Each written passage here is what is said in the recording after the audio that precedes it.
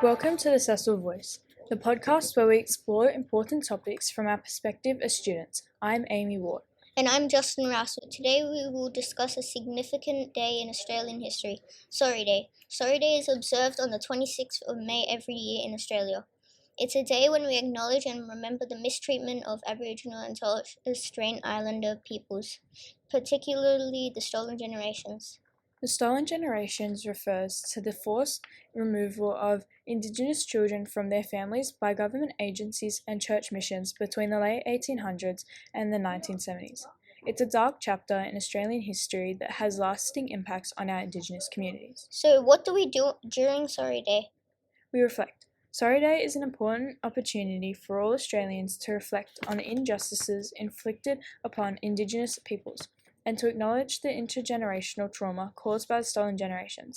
It's also a day to reaffirm our commitment and reconciliation and to work towards healing and understanding. Okay, why is it called Sorry Day in the first place? The name Sorry Day stems from the formal apology issued by then Prime Minister Kevin Rudd on behalf of the Australian government on the 13th of February 2008. In his speech, Rudd apologises to the stolen generations for the policies and practices that caused them harm and suffering. That apology was a significant moment in Australian history. How do people observe Sorry Day today across our country? Sorry Day is observed in various ways across the country. Some communities hold events such as marches, ceremonies, or cultural performances to honour the resilience of Indigenous peoples and to promote reconciliation.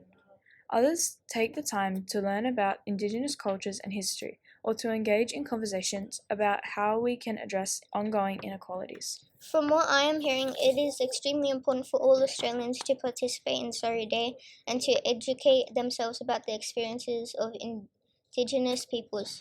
Great reflection. Thank you for joining me today. It's been my pleasure. Thank you for answering my questions. And thank you to our listeners for tuning in to the Cecil Voice. We hope you'll join us again next time as we continue to explore other important topics together.